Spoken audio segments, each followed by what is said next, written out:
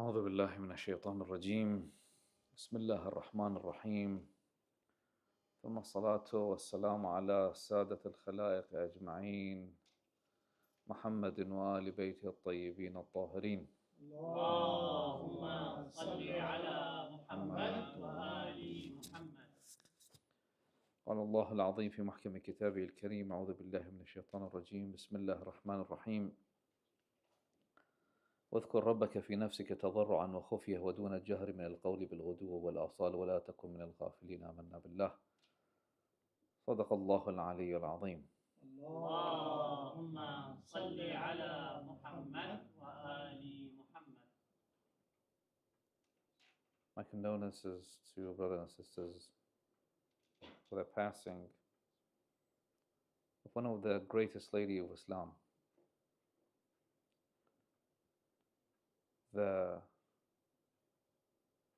devoted wife of Amir al-Mu'mineen, the commander of the faithful, Ali ibn Abi Talib alayhi salam, and the mother of Abbas and his three brothers. One of the things that we will be tested by is how true we are to our faith. As a human being, we pursue the wealth of this life, power, position, beauty, but a lot of us are ignorant to the essence of what we need to pursue. And Allah subhanahu wa ta'ala gives us incentives of heaven that وَسَارِعُوا إِلَى مَغْفِرَةٍ مِّن رَبِّكُمْ وَجَنَّةٍ عَرْضُهَا السَّمَاوَاتُ وَالْأَرْضُ, that go fast, go compete for the levels of heaven, for the everlasting life. You know, it's easy to speak about faith when it's in our benefit. It's easy to speak about the trials when we haven't been tested by them. It's easy when the life goes smoothly. But once the life rages and tested us, then we show our true colors. Then we will be truly tested and truly been put through trials. With this, we need to immune ourselves from the test and to see through what will happen. And I'm saying this because Allah subhanahu wa ta'ala says and promised us, وَمَنْ يَتَّقِ اللَّهِ يَجْعَلْ لَهُ مَخْرَجًا وَيَرْزُقْهُ مِنْ حَيْثُ لَا يَحْتَسِبُ. Whoever fears Allah subhanahu wa ta'ala. I'm saying seeing through that because Allah subhanahu wa ta'ala already giving us the answer to his tests. That if you have patience, if you fear Allah subhanahu wa ta'ala, if you have these traits and qualities, you will be succeeding in your trials. One of these things that Allah subhanahu wa ta'ala wants from us, and it's the essence of our worship. You know, without it, our salat will be an exercise. Our siyam, instead of being purification, will become a kind of a diet. Our Hajj and Umrah becomes rituals. But with it, which Allah subhanahu wa ta'ala wants from us, is the true religion lays on, and that is humility. Humility is, as Imam Al-Askari, Salamullah alayh, says in a very beautiful hadith in this regard, that the humility, it's a quality in a people that no one envies. Have you envied someone who says, MashaAllah, he's very humble, he has humility? You don't usually envy those kind of people. Once Rasulullah sallallahu alayhi wa sallam, Muhammad,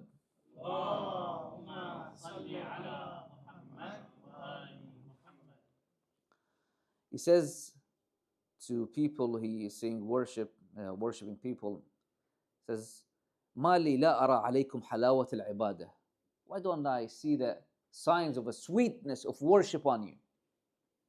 And they ask, وما حلاوة العبادة? قال التواضع. Humility gives the persons truly a sincere, see our worship. The whole thing, when you are closest to Allah subhanahu wa ta'ala, when you are truly humble to Allah subhanahu wa ta'ala, that is in your sujood. When you put your dearest part of your body, right, your face on the dust, then you are truly close to Allah subhanahu wa ta'ala. When you put your limbs against the earth and against the dust, you are then truly close to Allah subhanahu wa ta'ala. Allah subhanahu wa ta'ala, one of the things that He, because of it, that He kicked out and He cursed and doomed Iblis alayhi la'inullah, it was because he didn't have a humility. He wasn't humble. Allah subhanahu wa ta'ala says, be humble to this person. He says, no. Why? Because I am better. Sometimes we think this about ourselves, and we do this. وَمَا الْحَيَاةُ الدُّنْيَا إِلَّا لَهْوٌ وَلَعَبٌ وَزِينَةٌ وَتَفَاخُرٌ بِالْأَمْوَالِ أنفس. That Allah subhanahu wa ta'ala says that this life is like you boasting about what is, it's, I have more children, I have more wealth, and I have more status. And even with the status, I've said this before, you don't choose who you are born from. You don't choose which country you are from. You don't choose which tribe you are from. Yet people boast about this. Why? Have you done anything to deserve this? What did you accomplish other than being born in such family? Nothing. That's why Ali ibn Abi Talib salawatullahi wa salam alayhi says, التواضع زينة الحسب. That being humble, if you have great lineage. Some people, they actually lost their lineage because of what they did, and that didn't help them. That didn't intercede on their behalf, their lineage. We've seen some people who are descendants of the Prophet sallallahu alaihi wasallam, but not mu'min. The son of a prophet, Nuh ala nabina wa alihi wa alayhi afdal salatu wassalam, because he wasn't mu'min, Allah subhanahu wa ta'ala said, he is not from you anymore. So a person who doesn't have humility in his, because a true mu'min, he sees himself always that Allah subhanahu wa ta'ala holds him accountable for what he does. And he feels Allah subhanahu wa ta'ala presence. We don't. Sometimes, from time to time, when we hear Allahu Akbar, the adhan, when we hear the Quran, when we hear a great lecture, when we hear a dua, when we hear such thing. But other than that, we are usually absent. Allah subhanahu wa ta'ala is absent from our life as we think. But like I think it was Luqman, if I'm not mistaken, he was a slave, as you might all already know. And one person asked his master, why do you love him so much? He says, look at him. Like, see, I will give him a task, and he will bring me back with a word of wisdom. He says, go and slaughter this sheep somewhere that no one sees you. He went and came back with the sheep alive still. He says, why didn't you? He says, everywhere I went, Allah was there. He says, okay, slaughter it and bring me the best and the worst parts of that sheep, the best and the worst organ. It went and came back, right, with the heart and the tongue. Heart representing the mind, the soul. It says, so which one is worse, which one is good? It says, if this becomes bad, it will be the worst.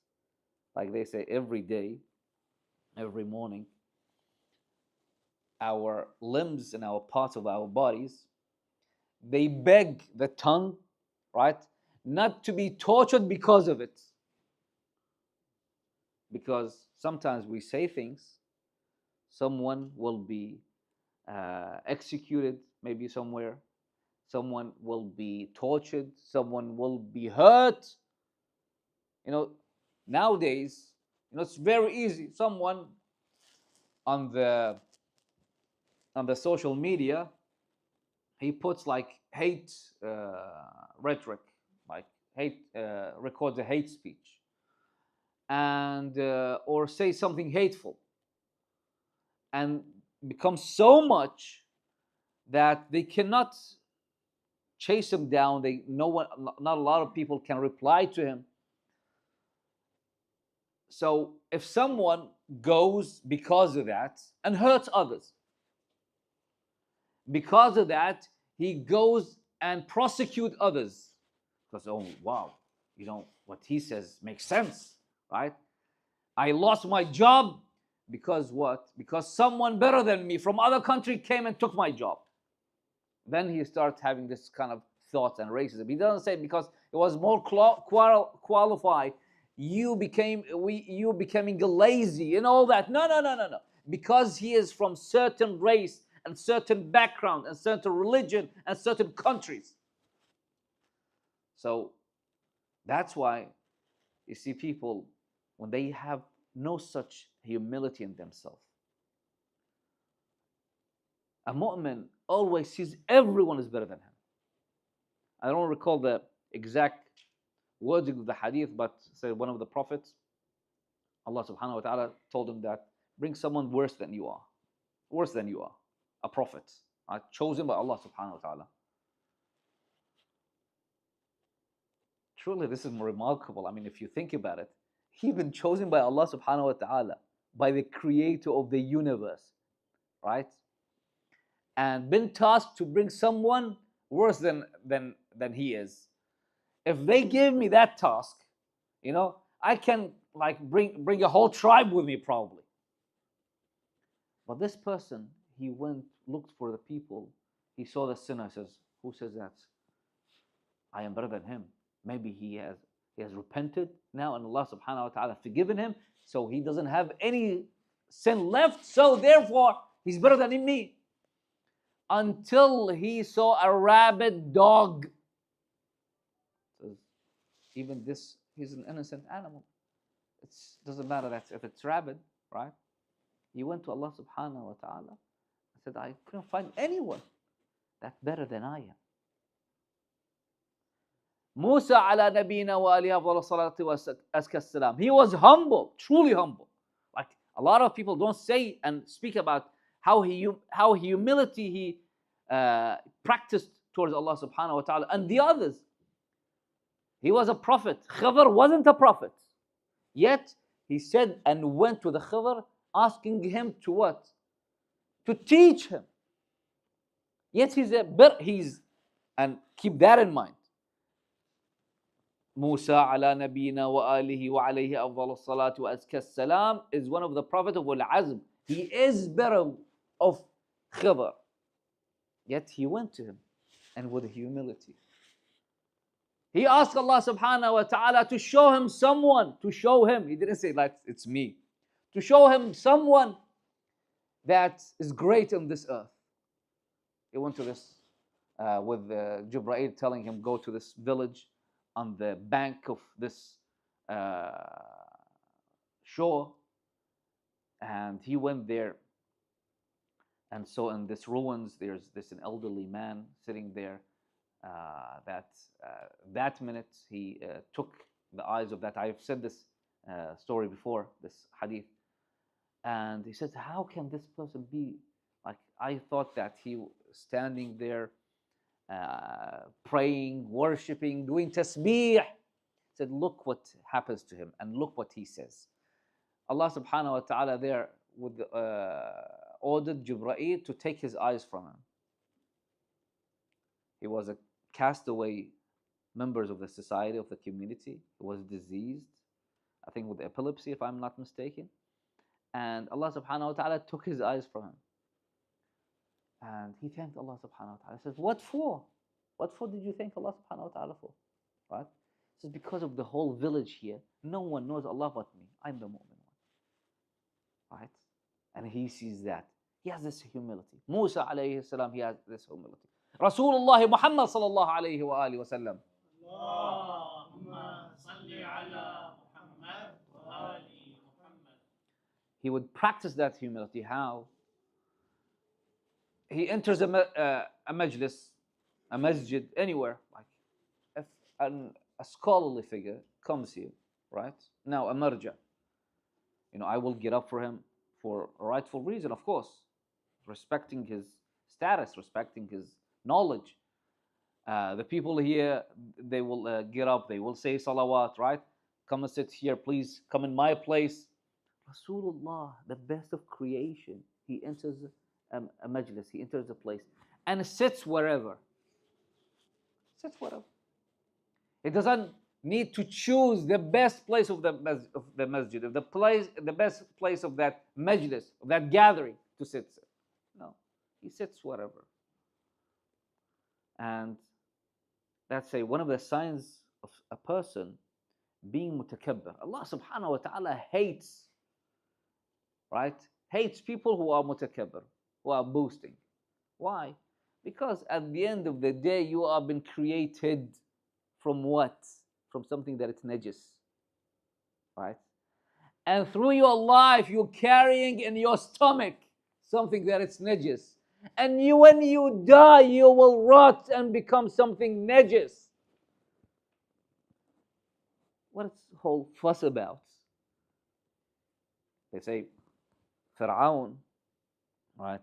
Sorry, Namrud was eliminated, right, and died by a bug. By a bug entered his nostril to his brain. So in order for him to have like a little bit of comfort, they will start hitting his head, right? Namrud. They start hitting his head so he will be distracted and feel a little bit of comfort. Imagine. We saw what happened to Saddam. We will see what happens to dictators and people. I think all of you have maybe followed the news and saw what happened to Ariel Sharon, right? This person who had like this whole army behind him, right? He was humiliated until he was gone from this life. Allah subhanahu wa ta'ala doesn't like someone who is boasting. For what? For what? So Rasulullah sallallahu alaihi wasallam says one of the signs of someone to show humility is when he enters upon a gathering. First, he starts with salam. Doesn't wait for someone to say salam to him. He sits wherever places. They say there was this scholar called Sadr,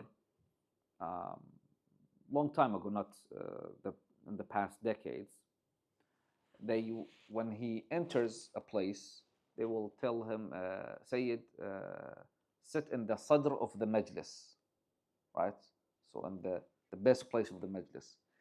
He would say that wherever I place that, wherever I sit, that place will become a sadr of majlis, because everyone will focus their attention on me. Doesn't matter where I sit. Doesn't matter. What Allah subhanahu wa ta'ala says that نعم صلوا على محمد وعلى محمد. It's truly beautiful and remarkable in this. يا أيها الذين آمنوا إذا قيل لكم تفسحوا في المجالس فافسحوا يفسح الله لكم وإذ قيل لكم انشزوا فانشزوا يرفع الله الذين آمنوا منكم والذين أوتوا العلم درجات والله بما تعملون خبير. That if someone comes in a gathering, like make room for him, make room, doesn't matter. Once Imam al-Askari was sitting while Bani Hashim, all Hashemites, right, descendant of the Prophet ﷺ and the Imam Salamullah alayhi, all of sitting, all of a sudden someone, a commoner, let's call him, right, a commoner, he entered. Imam got up from his place, right, he went to him, he brought him, he let him sit next to him, and the Hashemites, they were upset. Why didn't do this with anyone else? And he's not Hashemite, he's right from. Says, you are saying and telling me to do something, right, against Allah subhanahu wa ta'ala. This person is a scholarly figure. He's alim. He has a status of ilm. Allah subhanahu wa ta'ala will take him up. It's not me. Allah subhanahu wa ta'ala will bring up someone up to him when someone shows humility. من تواضع لله رفعه. Well, تواضع لله. I'm saying this going back to one point that I need to address here. Sometimes people, whether you want it or not, show humility. But towards who? Towards someone with money, with power, right? Because he's a person of mean, because he holds power, people will respect him. And the narrations warned us against this. It says, the narration says, whoever shows humility in front of this kind of people, 2/3 of his faith will be gone. 2/3 of his faith. Allah. Because you are respecting the wrong person for the wrong reason. So the people who are truly humble to Allah subhanahu wa ta'ala, that Allah subhanahu wa ta'ala says this, and that's one of their traits. يا أيها الذين آمنوا من يرتد منكم عن دينه فسوف يأتي الله بقوم يحبهم ويحبونه أذلة على المؤمنين أعزة على الكافرين.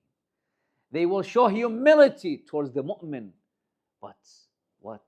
Shows izzah, boast against the kuffar.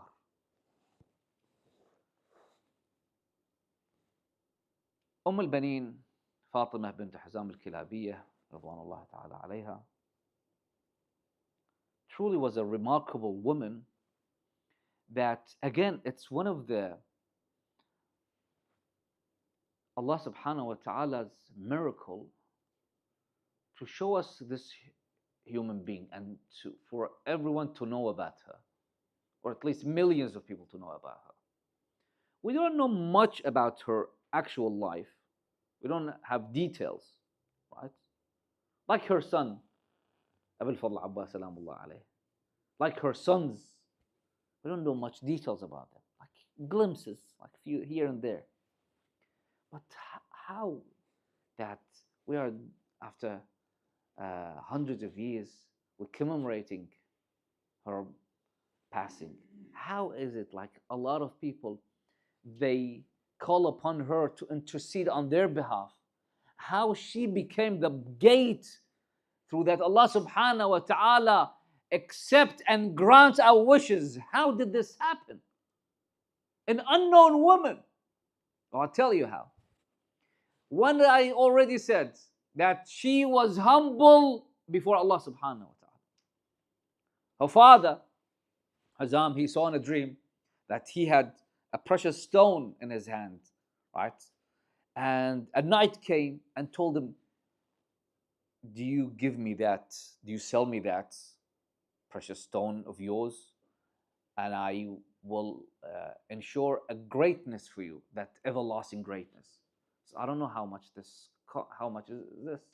Then what's the value of this? He said, then give it to me, and I will give you that recognition for the eternity. He didn't know the meaning of that.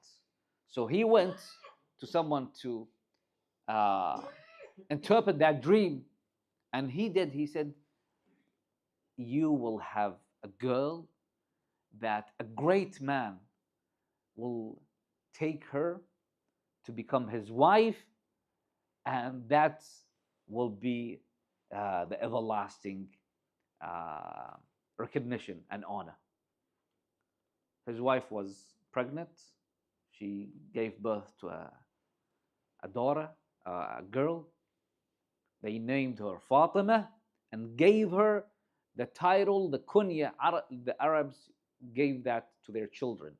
Like, for example, Imam Hussein was given that title, Aba Abdullah, when he was little. Arab, it's the custom within the Arab. So giving the title of her grandmother, Ummul Baneen, right?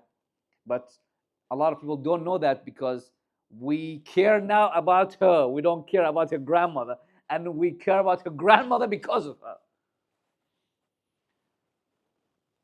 After a while, Aqil, the brother of Amir al-Mu'mineen, comes and asks her hand in marriage for his brother Amir al-Mu'mineen Ali ibn Abi Talib. So her father, he goes. Bear in mind, it's in the time that Amir al-Mu'mineen was outcasted. Amir al-Mu'mineen wasn't a Khalifa back then.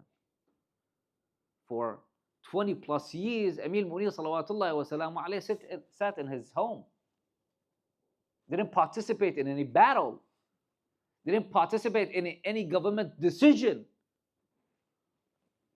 So these people being mu'min, he went and asked her mother, is she worthy? Allahu Akbar. Is she worthy to be in the house of Ali ibn Abi Talib? Is she worthy to be the wife of the cousin of Rasulullah? The successor of Rasulullah? The nafsu Rasulullah? Is she worthy?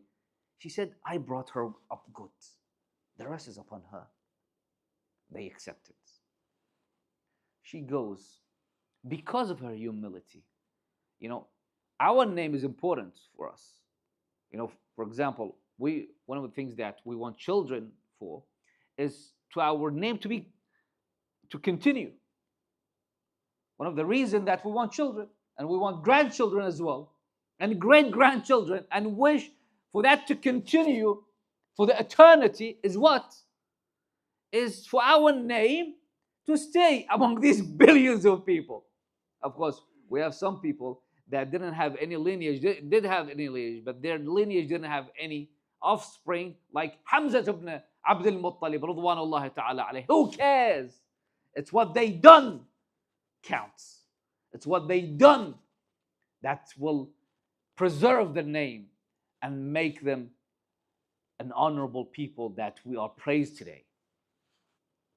So Ummul Baneen goes and she says, first, one of my conditions, no, that's the house of Ali ibn Abi Talib. Ali ibn Abi Talib is Zahid. There's no luxury in his house. There's no comfort life in his house, comfortable life. There's no means of comfort in his life. And he's been prosecuted. Yet she goes there. She doesn't demand. You know how some ladies now, before their marriage, I'm not saying that's bad, but putting a lot of demands, that it's not good.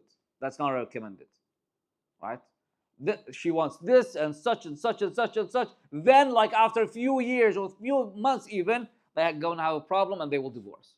Anyways, she said, what's my condition? What's your condition? My condition is not to call me by my name.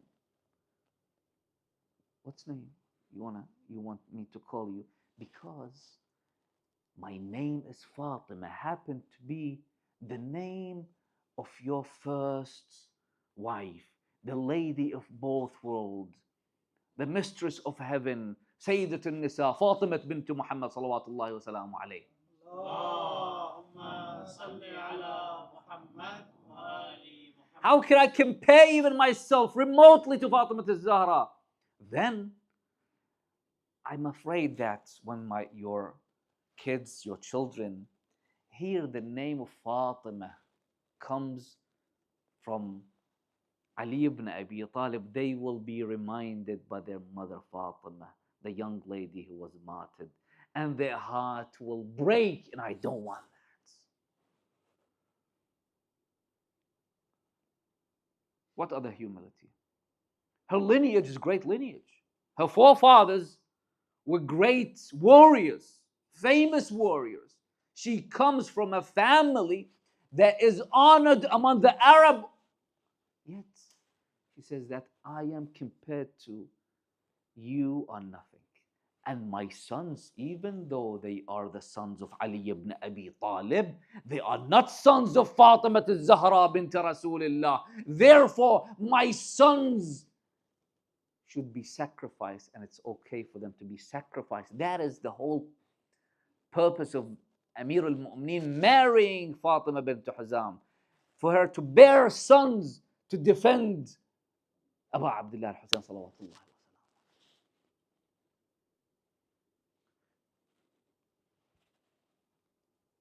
On the day of Ashura, you see that humility in Abu al-Fadl al-Abbas as well, salawatullah. He doesn't do anything without the order of his Imam, Abu Abdullah salawatullah. Not even he doesn't see himself worthy of taking a sip of that water that he so much needed. No one would have accused the son of Amir al-Mu'mineen, Abbas alayhi salam, of not being faithful if he taken few sip of that water. But yet no. He drops that water back to the water. He says, Ya nafsu min ba'd al-Husayn هوني وبعده لا كنت أو تكوني هذا حسين وارد المنون وتشربين بارد المعين والله ما هذا فعال ديني ولا فعال صادق اليقين. That this is not what my faith tells me. That my Abu Abdullah, my master, is thirsty. The children of Rasulullah are thirsty, and I drink water. No, this is not what I'm doing, and not the teaching of my faith. They said when Abu al-Fadl al-Abbas salawatullahi wa salamu alayhi took that water, even though he could have drank from that water, and all the martyrdom, like Ali al-Akbar salamullah alayhi, he said to Imam Abu Abdullah al-Husayn, to his father, that my grandfather Rasulullah has given me from the cup, that I will not be thirsty anymore. He quenched my thirst. They said Abu al-Fadl al-Abbas salawatullahi wa salamu alayhi, even after his martyrdom, he waited for Abu Abdullah alayhi salam to come. Then he drank from the Ma al-Kawthar salawatullahi wa salamuhu alayhi. Ummul Baneen alayhi salam, they bring the news to Ummul Baneen. So what happened to your children? She doesn't care. Just tell me, Ya Bishr, about my son Hussein. أخبرني عن الحسين. He says, عظم الله لك الأجر بعبد الله. This orphan child that you raised, he was 2 years of age. She says, I don't care. Tell me about Hussein. He says, عظم الله لك الأجر بجعفر. She said, I don't care. Tell me about Hussein. He says, عظم الله لك الأجر بولدك عثمان. She said, I didn't ask you about my son Uthman. Tell me about my son Hussein. And he said, عظم الله لك الأجر بأبي الفضل العباس, instead of you, oh Lady Ummul Baneen, today we say, وعباسة وسيدة ومظلومة وشهيدة. And then when Bishr says, عظم الله لك الأجر بولدك أبي عبد الله الحسين, there was a kid that she was carrying. They say he was Ubaydullah ibn al-Abbas. He fell to the ground and she started weeping and hurting herself. Wa imama wa Husayna wa walada.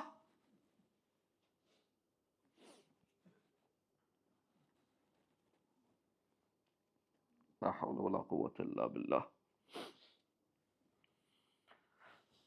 العلي العظيم. إنا لله وإنا إليه راجعون. وسيعلم الذين ظلموا أي منقلب سينقلبون والعاقبة للمتقين. اللهم إنا نسألك وندعوك باسمك العظيم الأعظم الأعز الأجل الأكرم. يا الله يا الله يا الله يا الله يا الله يا الله يا الله يا الله يا الله يا الله. اللهم عجل لوليك الفرج. اللهم عجل لوليك الفرج. اللهم عجل لوليك الفرج. اللهم اجعلنا من أنصاره وأعوانه والمستشهدين بين يديه. I ask Allah subhanahu wa ta'ala this night, this day, the day of Ummul Baneen, salamullah alayh, for all mu'mineen and mu'minat who are in need of our dua, especially a sister that had an accident. I ask Allah subhanahu wa ta'ala to give her, inshallah, by the Ummul Baneen, by the Bab al-Hawa'ij, a speedy recovery. We ask Allah subhanahu wa ta'ala to aid the mu'mineen, the Muslimin, our brothers and sisters in Palestine, in Lebanon, in Yemen, in Iraq, in Afghanistan.